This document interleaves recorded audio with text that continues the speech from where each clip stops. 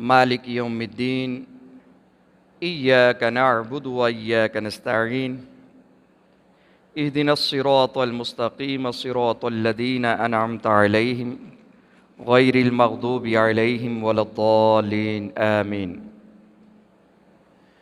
सदक़ल्लाहुल अज़ीम व सदक़ रसूलुहुन नबियुल करीमुल अमीनुर रऊफ़ुर रहीम व नहनु अला ज़ालिका मिनश शाहिदीन वश्शाकिरीन वल्हम्दुलिल्लाहि रब्बिल आलमीन।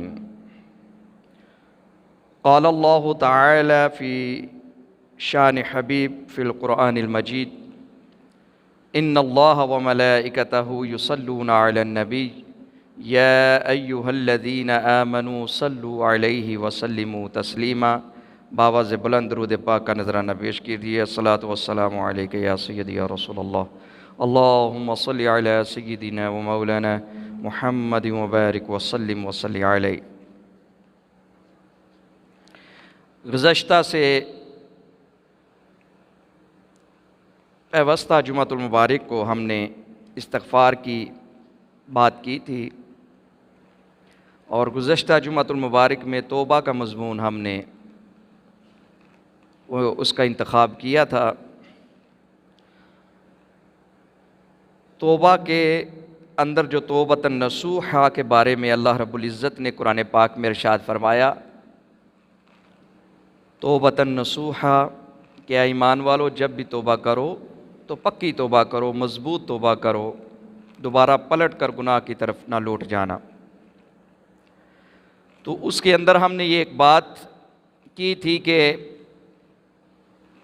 अपनी तौबा के ऊपर मज़बूत रहने का क्या तरीका है, अपनी तौबा को मज़बूत करने का क्या तरीका है, उस पर कायम रहने का क्या तरीका है, उस पर मुस्तहकम रहने का क्या फ़ार्मूला है। तो हमने कुछ गुजारिशात पेश की थी कि आप नेकों की सोहबत इख्तियार करें, बुज़ुर्गान दीन के पास बैठें, अच्छी अच्छी किताबें पढ़ें, इस दीनी इस्लामी तारीख़ का मुतालिया करें। तो ये हमने कुछ चंद गुजारिशात पेश की थी और सबसे बढ़कर जो हमने बात की थी वो तिलावत कुरान के हवाले से बात की थी कि तिलावत कुरान एक ऐसी चीज़ है, क़िराअतुल कुरान, कि जो बंदे को अल्लाह के मज़ीद नज़दीक लाती है और अपनी तौबा का पर इस्तिकामत भी अल्लाह की तरफ से अता होती है। उसके अंदर दो चीज़ें ऐसी थीं जिनको बयान करना ज़रूरी था और टाइम की किल्लत थी, वो इस जुमातुल मुबारक में मैं मुख्तसर तौर पर अर्ज़ कर देता हूँ। एक तो कम खाना, ये भी आपकी तौबा की इस्तिकामत की वजह बन सकती है कि अपनी रूटीन जो है आपके खाने पीने की, जब आपको भूख लगे तो थोड़ी सी भूख छोड़ कर खाया करें, अपने पेट में थोड़ा सा खाली हिस्सा जो है वो उसको रखा करें। ये भी एक तरफ से नफ्स की इस्लाह इससे भी होती है कि जब आप पेट भर के खाएंगे तो आपके अंदर सुस्ती पैदा होगी और जिसकी वजह से आप सही तरह से इबादत भी सही तरीके से नहीं कर सकेंगे। तो कम खाना भी नेक लोगों की सिफ़त है। अगर आप अच्छाई की तरफ जाना चाहते हैं और नेकी का रास्ता अख्तियार करना चाहते हैं और तौबा पर अपनी इस्तिकामत चाहते हैं तो अपने खाने को लिमिटेड करें, कम करें। इसलिए नहीं कि आपके पास है नहीं, अल्लाह का शुक्र है, सामने पड़ा भी हो तो फिर भी आप अपना हाथ थोड़ी सी भूख रख कर उसको खींच लिया करें, बस किया करें। हमारे यहाँ पे जब तक पेट भर ना जाए बल्कि गले तक ना आ जाए, हलक तक, तब तक वो खाने पीने से परहेज़ नहीं किया जाता। तो कम खाना जो है ये सुन्नत नबवी भी है और आपकी सेहत के लिए भी अच्छा है और आपकी जो तौबा है, जो आपकी जो रियाज़त है, जो आपकी इबादत है, उसमें भी आपको आसानी मिलेगी। पाँचवें नंबर पे जो चीज़ थी वो क़ियामुल लैल के हवाले से थी कि अपनी तौबा पर इस्तिकामत के लिए, अपनी तौबा के ऊपर कायम रहने के लिए थोड़ा सा हिस्सा जो है वो रात का आप क़ियाम किया करें। उसके अंदर نوافل ادا کریں۔ ہمارے نزدیک جو اسلامی ٹائم ٹیبل ہے اس میں مغرب کے بعد رات شروع ہو جاتی ہے، تو ضروری نہیں ہے آپ رات کے 12 بجے نفلوں کے لیے اٹھیں یا رات کو 3 بجے اٹھیں۔ آپ کوشش کریں کہ آپ عشاء کی نماز کے وقت ہی 4، 5، 10 جس نے بھی آپ ایزی ہو کر نفل پڑھ سکتے ہیں، 8، 12، وہ آپ قیام اللیل کی نیت سے کریں۔ مغرب کے بعد قیام اللیل شروع ہو جاتی ہے۔ آپ عشاء کے وقت بھی پڑھ سکتے ہیں، مغرب کے بعد بھی پڑھ سکتے ہیں، اور رات کے پہر جب آپ کی آنکھ کھلے کسی بھی ٹائم تو آپ قیام اللیل کے جو نفل ہے وہ پڑھیں۔ قیام اللیل کرنے سے یہ ہوتا ہے کہ انسان اللہ کے زیادہ قریب آ جاتا ہے، اللہ کی بارگاہ میں مقبول ہونا شروع ہو جاتا ہے۔ اور قیام اللیل کے ساتھ ساتھ آپ گریہ وزاری بھی کریں، وزاری بھی کریں اللہ کی بارگاہ میں۔ کوشش کریں کہ زیادہ اللہ کی بارگاہ میں آنسو بہائیں۔ انسان کا ایک آنسو اللہ کی ساری جہنم کو بجھانے کے لیے کافی ہے۔ ایک آنسو کی اتنی قیمت ہے اللہ کی بارگاہ میں۔ اگر کسی کو رونا نہیں آتا تو وہ رونے والی شکل بنائے، اور کوشش کرے بچپن میں ہی یہ عادت پڑے کہ اللہ کی بارگاہ میں زاری کرنے کی، قیام اللیل کی، تلاوت قرآن کی، نیک لوگوں کے پاس بیٹھنے کی۔ یہ وہ ساری چیزیں ہیں جو گزشتہ جمعۃ المبارک میں ہم نے توبہ کے حوالے سے بات کی تھی۔ آج ہم نے سورۃ الفاتحہ کی تلاوت کی۔ سورۃ فاتحہ مکی سورت ہے، اس کی 7 آیات ہیں اور 1 رکوع ہے۔ سورۃ الفاتحہ کا شان نزول یہ ہے کہ ایک دفعہ نبی اکرم صلی اللہ علیہ وآلہ وسلم کی بارگاہ میں حضرت جبرائیل علیہ السلام تشریف فرما تھے کہ ایک زور سے دھماکہ ہوا، آواز آئی، تو حضور پاک نے پوچھا، نبی اکرم صلی اللہ علیہ وآلہ وسلم نے پوچھا، اے جبریل یہ کس قسم کی آواز تھی؟ یہ جو دھماکہ ہوا، یہ جو آواز آئی، یہ کس قسم کی تھی؟ تو حضرت جبریل نے عرض کیا، یا رسول اللہ، آج آسمان دنیا سے ایک ایسا فرشتہ آیا ہے جو اس سے پہلے اس دنیا میں کبھی نہیں آیا۔ وہ آپ کے لیے تحفہ لے کر آیا ہے 2 چیزوں کا، ایک سورۃ الفاتحہ کا اور ایک سورۃ البقرہ کی آخری آیات جو میں نے ابھی آپ کے سامنے تلاوت قرآن کرنے کی سعادت حاصل کی ہے، وہ آمن الرسول بما انزل الیہ من ربہ والمؤمنون۔ یہ آخری رکوع اور سورۃ الفاتحہ اکٹھی جو ہے یہ نازل ہوئی۔ سورہ بقرہ کا آخری رکوع اور سورۃ الفاتحہ، ان کا شان نزول یہ ہے۔ یہ جبریل علیہ السلام نہیں لے کر آئے، بلکہ ایک اسپیشل قسم کا فرشتہ جو اس دنیا میں پہلے کبھی نہیں آیا تھا، تو اللہ نے اس کے ہاتھ یہ پیغام نبی اکرم صلی اللہ علیہ وآلہ وسلم تک بھیجا۔ سورۃ فاتحہ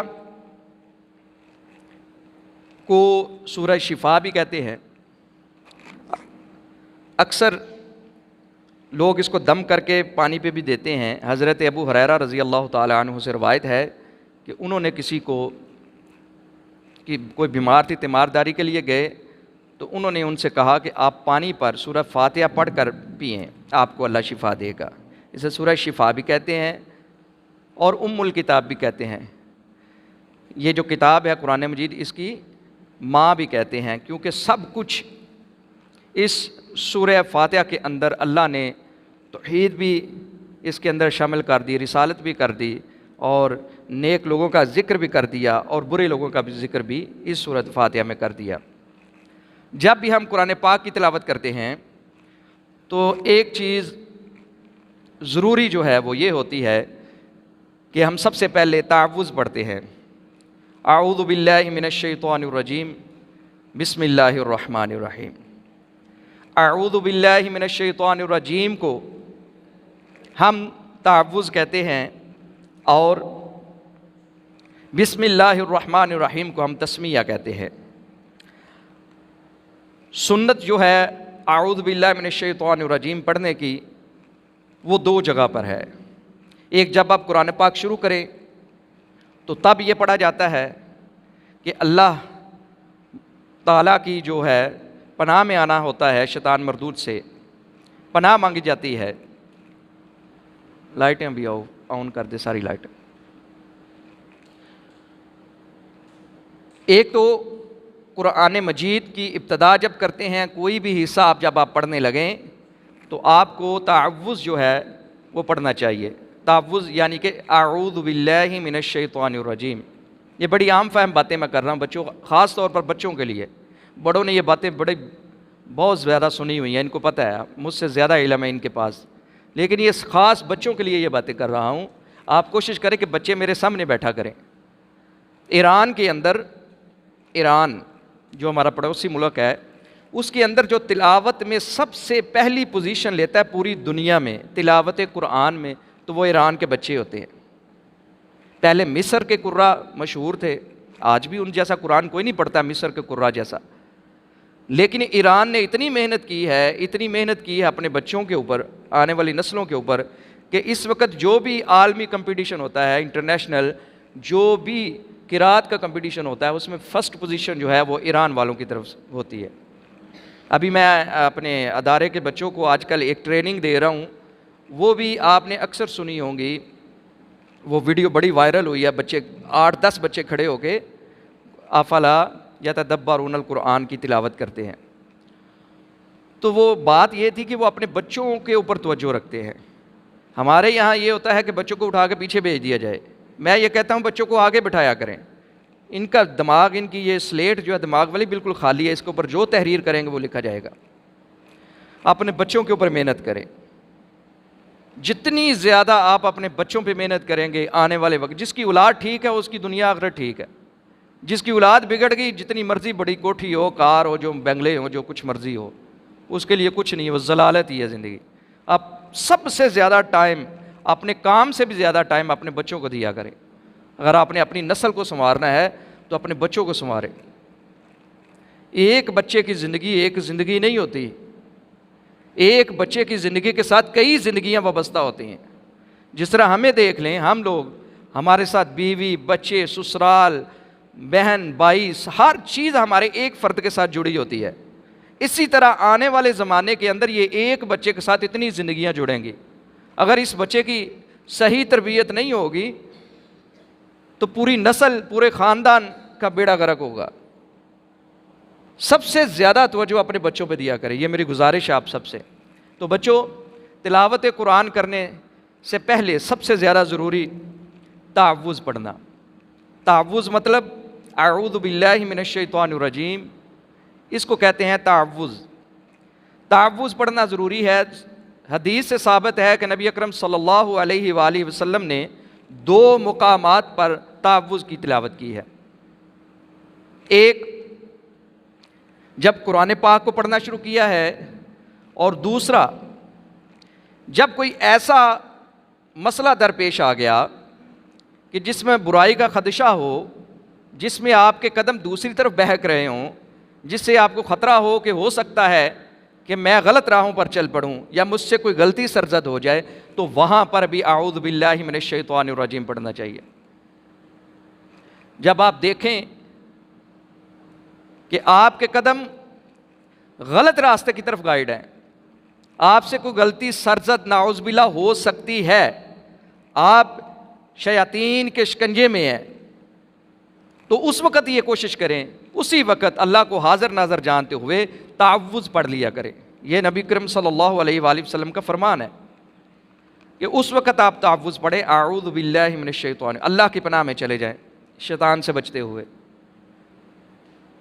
گو کہ تعوذ جو ہے وہ اعوذ باللہ من الشیطان الرجیم، یہ قرآن پاک کا فقرہ نہیں ہے، لیکن اس کا ذکر قرآن پاک میں آیا ہے، فاستعذ باللہ من الشیطان الرجیم۔ اور جو بسم اللہ ہم نے تلاوت کی، اس کا ذکر قرآن پاک میں موجود ہے۔ بسم اللہ قرآن پاک کا فقرہ ہے، اور بسم اللہ ہر نیک کام کرنے سے پہلے شروع کی جاتی ہے۔ جب بھی آپ کوئی کام شروع کریں تو اس سے پہلے بسم اللہ الرحمن الرحیم۔ جب بھی کوئی سورت کا آغاز کریں، اللہ رب العزت نے جن سورتوں کا آغاز نبی اکرم صلی اللہ علیہ وسلم نے کروایا ہے، تو ان کے شروع میں بسم اللہ الرحمن الرحیم لکھی جاتی ہے۔ ہر سورت کے ابتدا پر بسم اللہ الرحمن الرحیم لکھا جاتا ہے۔ ایک سورت میں نہیں لکھا گیا، وہ کون سی سورہ ہے؟ سورہ توبہ۔ سورۃ توبہ کے ابتدا میں بسم اللہ الرحمن الرحیم نہیں ہے، 10ویں پارے کی سورہ ہے۔ باقی قرآن مجید کی جتنی بھی صورتیں ہیں ان کا آغاز بسم اللہ الرحمن الرحیم یعنی کہ تسمیہ سے ہوتا ہے۔ تعوذ کہتے ہیں اعوذ باللہ من الشیطان الرجیم کو، اور تسمیہ کہتے ہیں بسم اللہ الرحمن الرحیم۔ شاباش! بسم اللہ الرحمن الرحیم کو عربی میں کیا کہتے ہیں؟ تسمیہ۔ تو جتنی بھی صورتیں ہیں وہ ساری بسم اللہ الرحمن الرحیم سے شروع ہوتی ہیں، سوائے ایک صورت کے، اس صورت کا نام ہے سورہ توبہ۔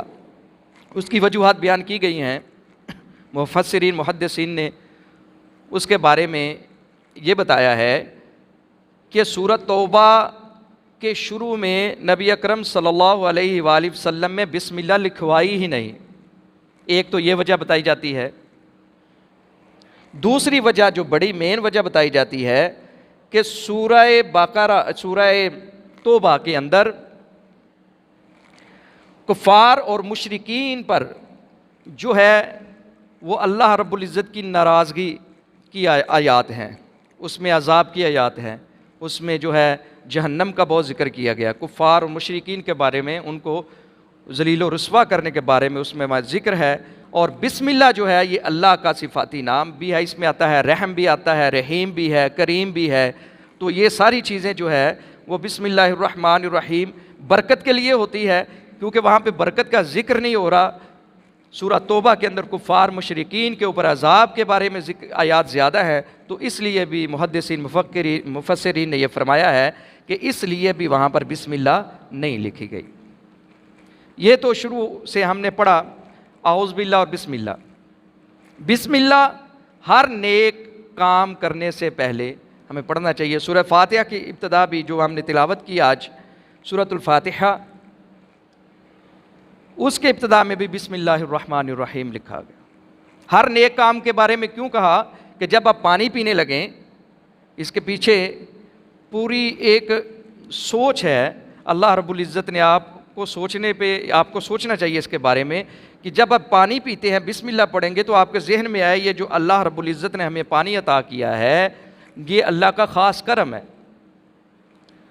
حضرت بہلول دنا پانی کے حوالے سے بات یاد آ گئی۔ حضرت بہلول دنا آپ لوگوں نے اکثر نام سنا ہوگا، مجذوب ہوئے ہیں خلیفہ ہارون رشید کے دور کے۔ تو وہ اکثر دربار میں آیا جایا کرتے تھے۔ تو ایک دفعہ خلیفہ ہارون رشید پانی پینے لگا تو حضرت بہلول دنا نے کہا کہ بادشاہ سلامت، اگر آپ کو شدید پیاس لگی ہو اور پانی کے بغیر زندہ رہنا ناممکن ہو جائے تو آپ کو آدھا گلاس جو ہے وہ پانی کا ملے تو اس کے بدلے میں آپ کیا دیں گے؟ تو خلیفہ ہارون رشید نے کہا کہ میں اس کے بدلے میں اپنی آدھی سلطنت قربان کر دوں گا۔ تو پھر حضرت بہلول دنا نے کہا کہ اگر وہی پانی پیشاب کے راستے سے نہ نکلے اور حکیم لا علاج کر دیں آپ کو اور کوئی طریقہ ہی نہ بچے، آپ کا زندہ رہنا مشکل ہو جائے تو پھر کیا آپ کیا کریں گے؟ تو اس نے کہا کہ میں بقیہ جو آدھی سلطنت ہے وہ بھی اس طبیب کو یا اس کے راستے میں دے دوں گا۔ تو حضرت بہلول دنا نے کہا کہ تمہاری پوری سلطنت ایک گلاس پانی کی قیمت کے برابر بھی نہیں ہے۔ جب ہم پانی پیتے ہیں تو تب بھی بسم اللہ الرحمن الرحیم جو ہم پڑھیں تو یہ ذہن میں رکھتے ہوئے پڑھیں کہ اللہ کی نعمتوں کا شکر ادا کرتے ہوئے پڑھیں۔ وآخر دعوانا ان الحمد للہ رب العالمین۔